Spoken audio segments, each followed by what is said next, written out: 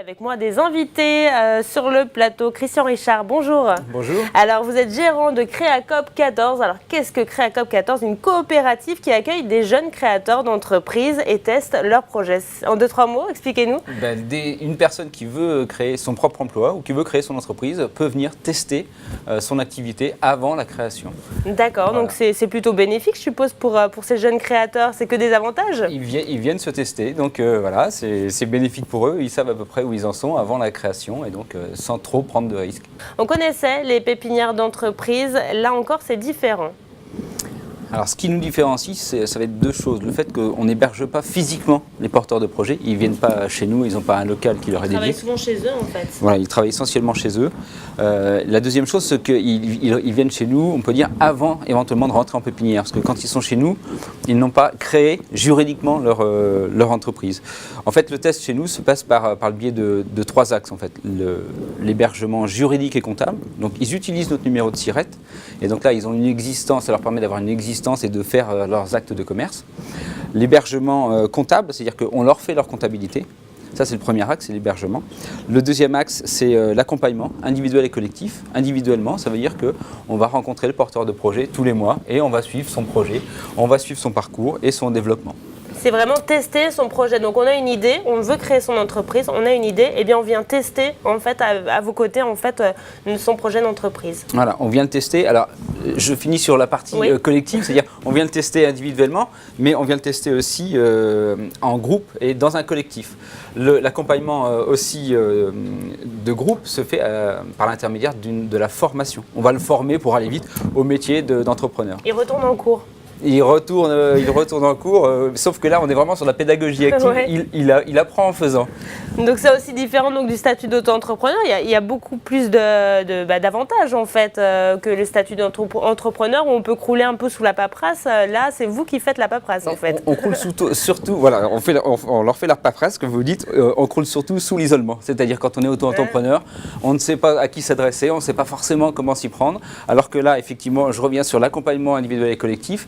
Mais aussi, ce qui nous différencie carrément du statut d'auto-entrepreneur, c'est le réseau des porteurs de projets entre eux qui vont mutualiser des connaissances, des savoir-faire, qui peuvent aller jusqu'à répondre à plusieurs à un appel d'offres. Chose qui peut naturellement pas se faire en auto-entrepreneur. Alors vendredi dernier, c'était les journées portes ouvertes de Créacop. Vous soutenez aujourd'hui combien de projets? Il y a combien de créateurs d'entreprises? On est 35. Il y a 35 projets actuellement dans la coopérative. Et qui sont-ils? Quel est le type de personnes qui créent aujourd'hui son entreprise? On va dire que chez nous, vu les critères, on a à peu près 80% de personnes qui font du service aux particuliers ou service aux entreprises. C'est des trentenaires On est dans la moyenne des gens qui vont créer autour de 40 ans, 35-40 ans. En reconversion peut-être professionnelle, il y en a beaucoup. Alors là, on a de tout, on a des personnes qui sont un petit peu poussées, c'est-à-dire qui ont une opportunité, voilà, on est au chômage, on avait pensé à créer dans le temps, donc voilà, on profite de, entre guillemets, cette opportunité d'avoir le temps de s'occuper de ce projet-là. Ou des gens pour qui, voilà, c'est vraiment, depuis tout le temps, ils voulaient créer, voilà, ils ont l'opportunité de le faire en toute sécurité, via un CDI. Je rappelle, ils sont quand même sur un CDI, ce qui, là aussi, nous différencie du statut d'auto-entrepreneur, c'est-à-dire qu'ils bénéficient d'un statut de travail. C'est créé en vraiment minimisant les risques un petit peu. Exactement. Hein. Alors, nous avons rencontré lors de ces journées portes ouvertes 3 jeunes créateurs d'entreprises dans des domaines très différents. C'est aussi ce qui fait la richesse de cette coopérative. Je vous propose de les découvrir.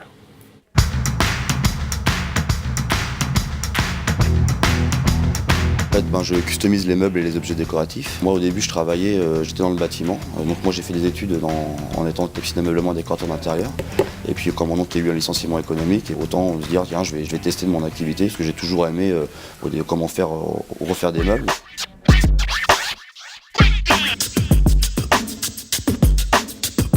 Alors à Créacop, je développe une activité autour des sports de glisse. J'ai inventé un système de fixation pour avoir les pieds attachés à sa planche. Ça me permet véritablement de découvrir progressivement la gestion d'une entreprise, toutes les techniques de commercialisation, de communication autour des produits. Quand on est tout seul chez soi pour développer son entreprise, on est un petit peu délaissé, on ne sait pas vraiment, on peut se perdre assez facilement. Là, à Créacoop, le chemin est balisé. Ouais, on retourne un petit peu à l'école, ce qui nous permet quand même de savoir, on a des ateliers par exemple sur les démarches commerciales, savoir comment on va parler avec nos clients, comment on va vendre notre produit, comprendre aussi la catégorie de clients qu'on va avoir. Donc ouais, on retourne un petit peu à l'école, mais c'est toujours au bénéfice de toute façon d'apprendre de nouvelles choses, quoi. Je suis thérapeute énergéticienne. Là, ce soutien m'a vraiment donné de l'énergie pour avancer dans ce projet. Alors c'est à la fois un soutien logistique, en effet, au point de vue administratif, mais c'est aussi un soutien humain. Et vraiment, c'est ça qui me plaît le plus. On a besoin de réseau quand on crée son entreprise. Donc là, c'est un grand réseau à lui tout seul, déjà, Créacoop. Et on a besoin d'être soutenu par les autres. Le fait d'être seul fait que c'est beaucoup plus difficile d'avancer. Bien sûr, on peut y arriver. Ça nous aide vraiment à avancer, d'être dans un groupe qui est dans la même dynamique, en plus la même dynamique sociale, éthique, sur l'aspect coopératif. En fin de compte, on est vraiment aidé par les camarades de la coopérative. Donc ça, c'est plutôt intéressant. Et c'est vraiment ce qui m'a motivé, le fait de ne pas être seul.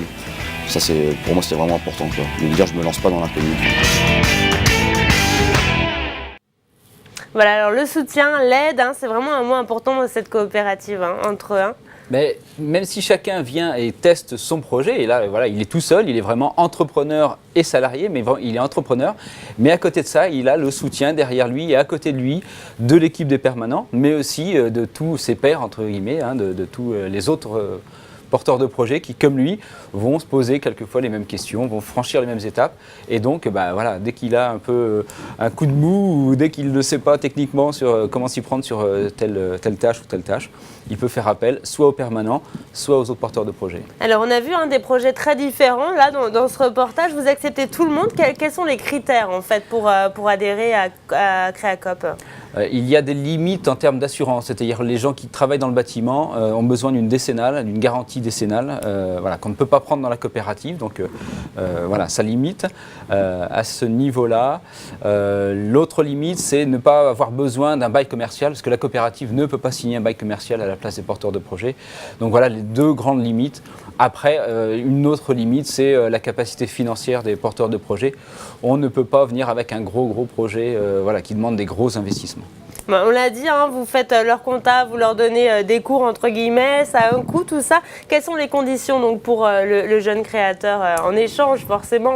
Alors sa participation à la coopérative est de 10% de son chiffre d'affaires hors taxe. Mais alors au début on ne fait pas forcément du chiffre d'affaires. Non, c'est bien pour ça qu'on est soutenu par l'Europe, l'État et la région qui permet évidemment de financer le reste parce que les 10% de pas grand chose au démarrage, ça fait pas grand chose et donc le reste ce sont les collectivités locales qui peuvent nous aider. Et généralement, ils restent longtemps dans la coopérative pour tester leur projet. Ça peut prendre combien de temps? La moyenne est à environ 24 mois, sachant qu'on leur donne une date butoir de 36 mois pour valider le test.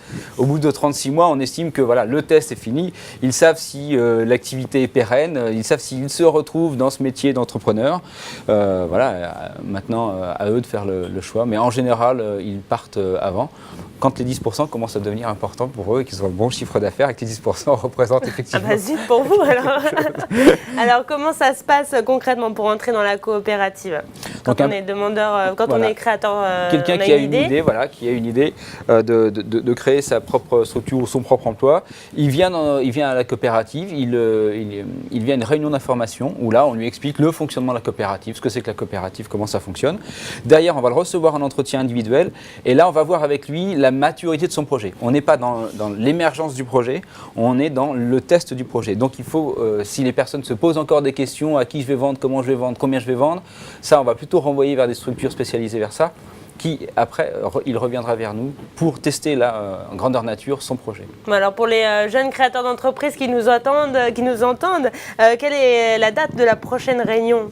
Le 15 décembre, on en a une par mois. Ouais. Et voilà, sur les autres dates, on peut aller sur notre site internet. Alors le site internet www.creacop14.fr. Et bien voilà, merci beaucoup en tout Merci cas à Christian Richard d'être venu sur le plateau du JTN. Et on rappelle donc aux futurs jeunes créateurs d'entreprise votre site internet www.creacop14.fr. Il y a toutes les infos donc pour pouvoir monter un jour votre entreprise, votre rêve. Rendez-vous donc tout de suite pour vous dans le question-réponse et on vous retrouvera bien sûr dans notre édition de demain. Merci beaucoup. Alors, quel est le projet d'entreprise qui vous a le plus surpris ? Le dernier là, qui m'a surpris, c'est fauconnier, un métier qui consiste à effaroucher des nuisibles. Voilà, donc quelqu'un qui va sans doute rentrer dans la coopérative pour tester cette activité-là. La qualité qu'il faut avoir pour créer une entreprise, c'est être à l'écoute de ce qui se passe autour, être à l'écoute du client. Je pense qu'il faut vraiment cette qualité-là quand on veut maintenant créer une entreprise. Si vous étiez une boisson chaude par les temps qui courent, je dirais un vin chaud, voilà. Et humour. La dernière blague autour de la machine à café, désolé, j'ai pas de don pour raconter des blagues et encore moins pour m'en souvenir, donc là-dessus, je vais être un peu sec. Désolé.